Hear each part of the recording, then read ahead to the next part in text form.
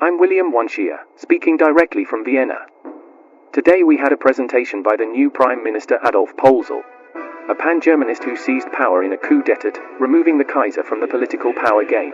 At the moment, the Austrian army tries to modernize for an eventual war with Hungary and Germany. We will see what time will tell about such acts that threaten Austria. Austria has been trying to reach out to non-communist nations to gain support in its war. The British don't seem interested in risking losing a war, the French don't seem to care, only time takes away. William, direct from Vienna.